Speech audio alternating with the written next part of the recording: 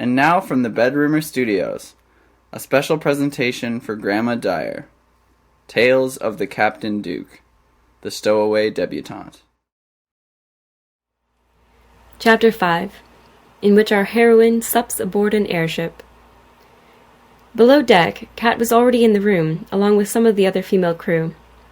Clara was suddenly shy at the prospect of meeting all of her new roommates. Never before had she lived with so many women of such varied occupation. 3 were regular pilots, 1 worked in the kitchens, and the final 2 were nurses.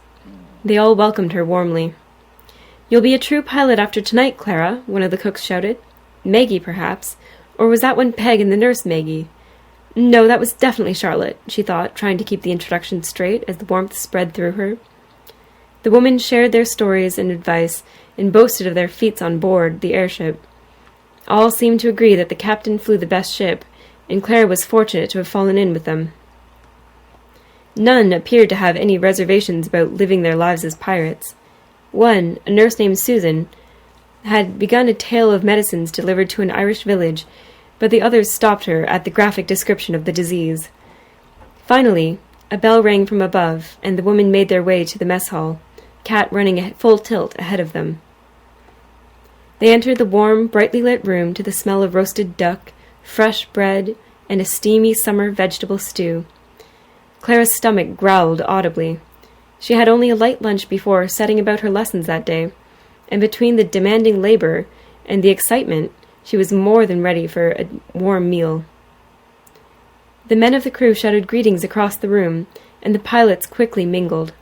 Everyone came over to welcome Clara, and Kat was beaming with excitement as she took charge of the introductions. "This is Sully. My mouse says he snores, but he's the best at navigating over the water, 'cause he was a sailor before he came up as a pilot. This is Darian. He's a fighter, but he's ticklish too, so don't let him bother you. This is Cook. His name is something else, but we call him Cook. Peg helps him in the galley." Clara stifled her laughter at the colorful introductions and greeted each of them in turn. It soon became apparent that Nessa had spoken true. They were a family. Teasing and joking and sharing stories of each other's feats and foibles, they were a happy, boisterous group. A few thumps on the table silenced a crowded room as they turned their attention to the front. The Captain Duke stood there in a long blue dress coat with an empty mug-turned gavel in one fist. His serious expression curled into a brief smile. "Tonight, we celebrate another successful raid on the tradists. None were lost and much was gained." He gestured towards the galley door, where Beatrice and the other kitchen staff entered bearing plates and dishes piled high with food. He paused for the cheers, then raised a hand for silence as he continued. "We have more work to do before joining Robbie and the others, but tonight we celebrate a job well done." He raised his glass, and all joined in the toast that followed. "To the winds, to the clouds, to a life lived well, take me up to the sky. To the heavens above and the land far below, pilot, keep to the sky. To the sun on your face and the stars in your eyes, Captain, give me the sky." They drank deeply to the toast, then chaos resumed as the meal began in earnest. The food was heavenly. Clara was surprised to learn of the facilities on board. It was a first-class airship. They were able to restock their larder more frequently than boats, and so fresh food was readily available. The bread was even made on board, thanks to the expert labors of Cook and his staff. Nessa explained that the captain felt a crew fought better when they were fed to be strong and well. He didn't believe in keeping his pilots half-starved while he and the officers, Trick, Nessa, and Robbie, ate their fill. They regularly ate with the crew themselves. Nessa had taken the seat on the bench beside Clara, with Kat supplanting a heavily mustachioed pilot to claim her other side. She was enjoying her meal and the conversations around her, but her eyes strayed to observe the captain as he strolled around the room.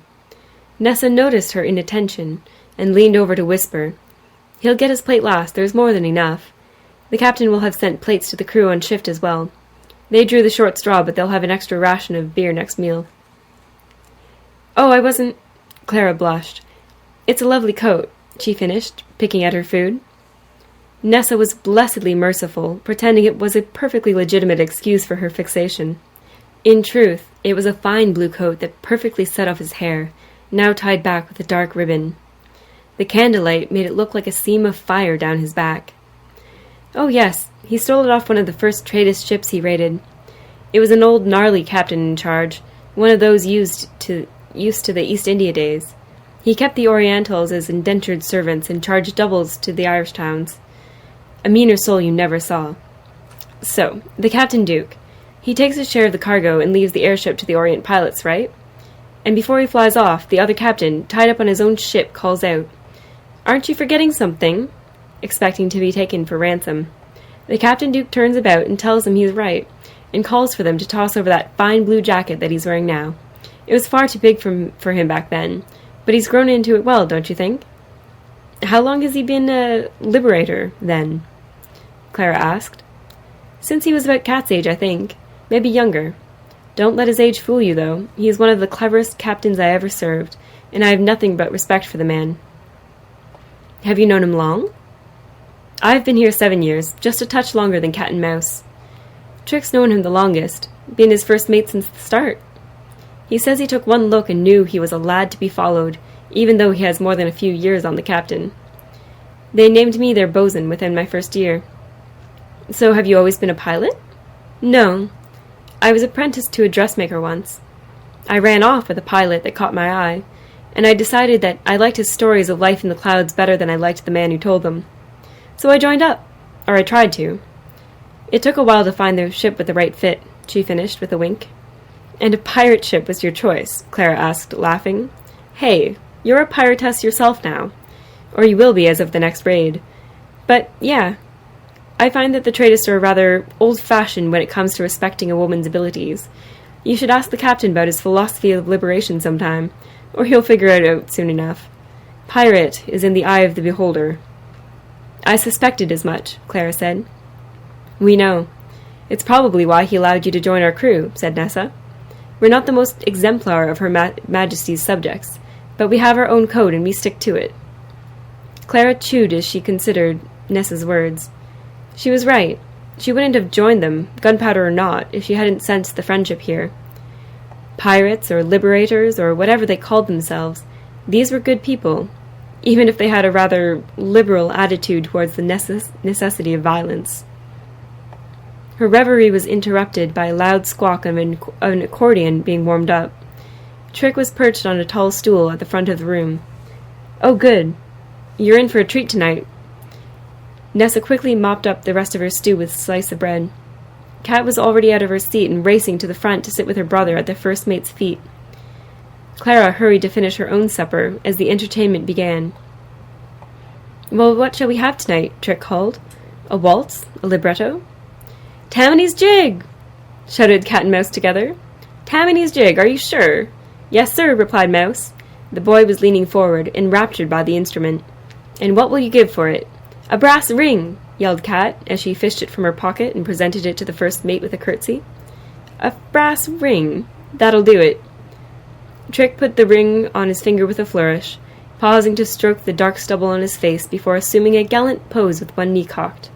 He launched into a rollicking tune, singing loudly in a beautiful tenor about a man named Tammany who danced for the fairy queen. Tables and benches were soon cleared to make room for dancing. Trick managed to both play and dance, while others helped to carry the tune. It seemed many of the pilots had favorites they were more than eager to share. Clara held back at first, unused to the wildness of the dancing, but she was soon pulled in by Cat, and the steps were not too difficult to learn. It became apparent to her that any skill at courtly dancing paled into comparison to the talents of the crew. Trick and Nessa danced a jig together in the Irish style, leaping and spinning about the room. One of the dark-skinned pilots jumped up on a table for a dance of his own people. Clara was fascinated and wished she could be as bold one day. She was out of breath and glowing from the dancing when Trick called out to her. All right, Miss Clara, it's your turn now." Her refusal was already upon her lips when she caught the captain watching her from across the room. "Well, what will it be?" Trick pressed.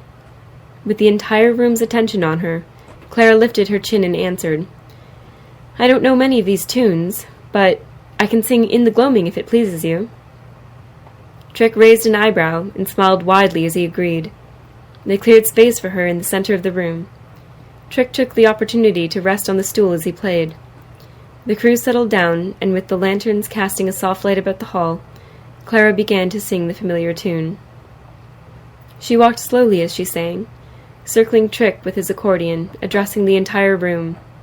Her singing had been her saving grace for Miss Ellington to continue with her etiquette training. Despite all her faults, she did have a lovely voice. She almost faltered as she finished the song.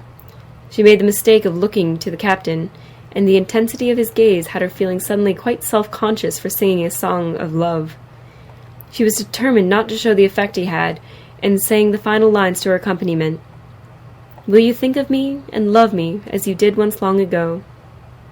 A pause of silence followed the final note of the instrument, followed by a rousing bout of applause. Trick swept her up in an embrace. Before handing her a mug procured by Nessa, he shouted above the crowd, "To Clara!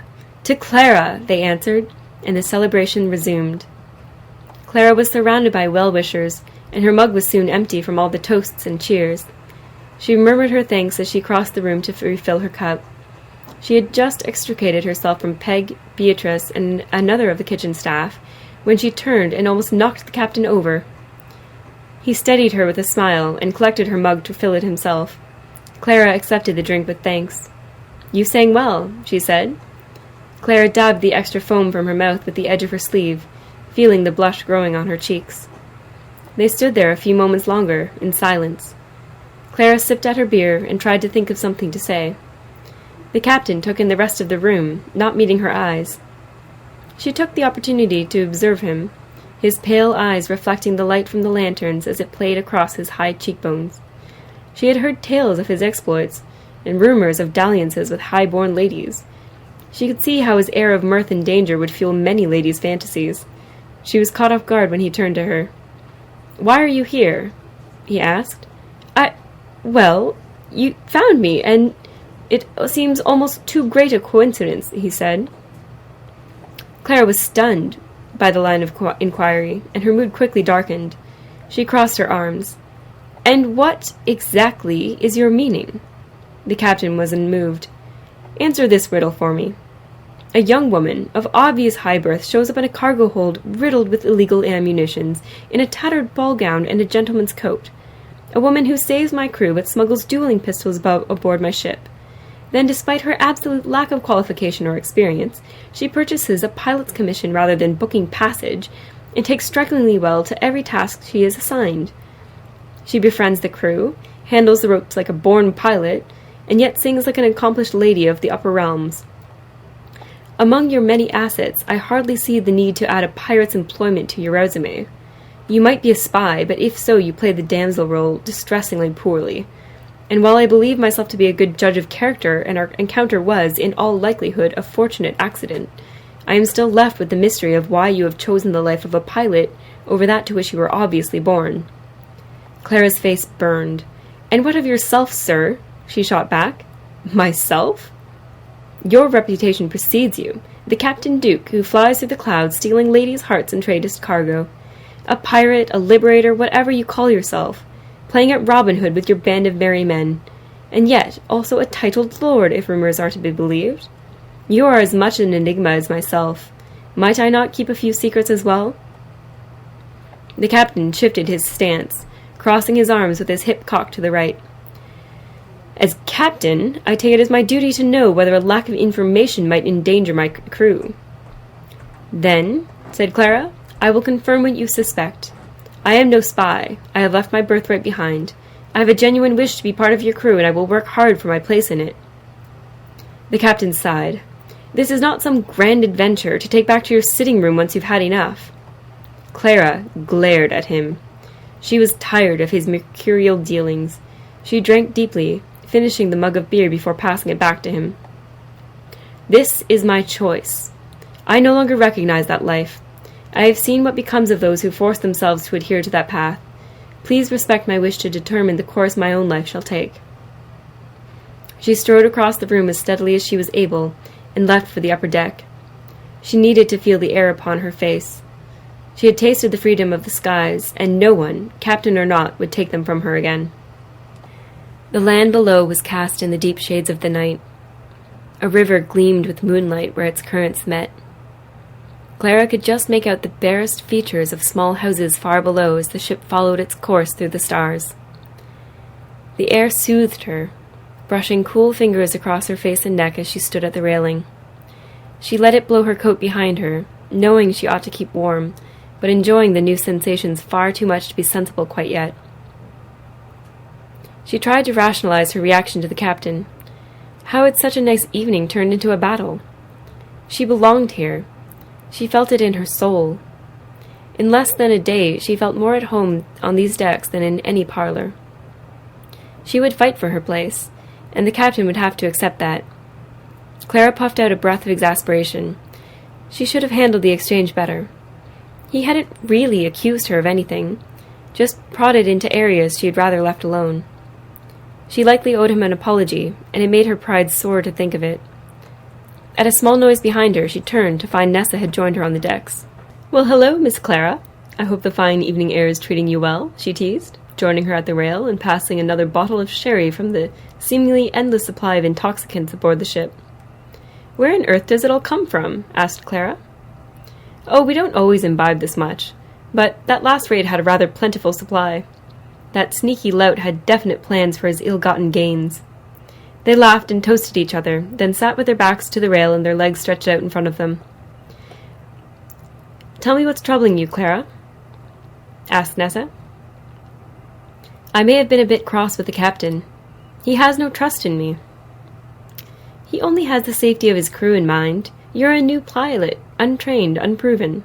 I hardly trust you myself," Nessa joked. Clara shot her a dark look. "I might have told him he was playing at Robin Hood." Nessa roared at that one. "Truth be told, I'm not sure it's the first time he's been told that, and I'm certain it won't be the last. It's good to see some of that Hellcat coming out. Give it time. I don't know how well you'll do in a raid, but I do trust that you'll work hard for your place here. The captain will sort himself out." "If he decides to let me stay," said Clara. Nessa laughed. "He'll come around, and he'll answer to me if he wants you gone. Our crew is short without robbing the others. I need hard workers," she said, putting an arm around her shoulders. "Besides, I like your spirit." "You are like the sister I never had. At least, if I had one, I'd want her to be like you," Clara said, returning the hug. "That's sweet of you to say. I wonder what my own sister might think sometimes." "You have a sister?" "And 6 brothers. I come from a good family, but it was hard to find steady work for them all. I was born in the middle, but took the lion's share of the work after our mother died. I worked at the clothier's until my sister was married off to a client clergyman, then left her a note to say I was going to the Dominion of Canada and ran away with my fella.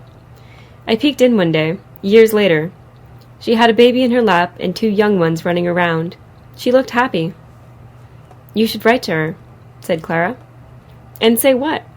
"I'd rather not pile more lies on the lies I've already told her." "Perhaps she will forgive me for the first some day," said Nessa. "I think she would. My brother and I would never let a thing come between us." "So your family will be missing you, then?" "No. Well, yes. It's complicated. But they know it was the right thing to do," said Clara. "They know where you've gone?" "Not precisely. My brother helped me when I learned that I would need to leave sooner than expected, but they knew it was always my intention to live my own life." "Not a runaway, then? What of your parents?" asked Nessa. "My father passed last spring. I'd rather not talk of my family, if you please." Clara felt the unfamiliar stirrings of homesickness. She had left with her mother's reluctant blessing, but the sudden parting was none the easier for it. "Did you dream of being a pilot?" Nessa kindly changed the subject as they shared the bottle between them. "I had every intention of finding some sort of engagement, likely as a governess of some sort, but to be perfectly honest, I was at a loss," said Clara. "My plan extended as far as getting off the island. I had no time for further considerations. I was quite glad when this opportunity presented itself." "Well, you're lucky we did present ourselves.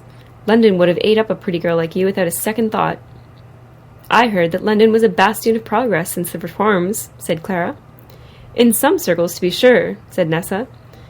"Not for those who are running away from the privileges they were born to. Queen Victoria has made remarkable progress in her campaign, but the elements that challenge her are ever present." "What do you mean?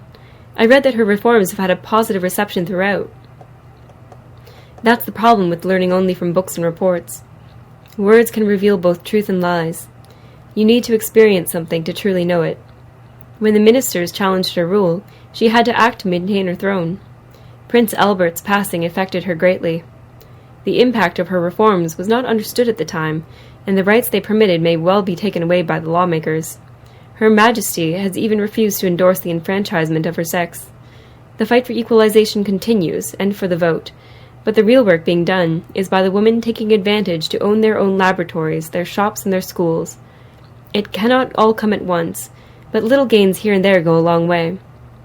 Men like the captain are helpful. Down there we still need skirts to appear respectable. In the skies, we are respected for our own merit. Yes, said Clara, the great Captain Duke, Lord of the Skies. Maybe it's best if we take this bottle away for a while, said Nessa. What's his story, anyway? Is he really a duke? What is he the duke of? That's his own tale to tell. He is rather private about his own history. There's some kind of connection there, Clara, between the two of you. Be mindful of it.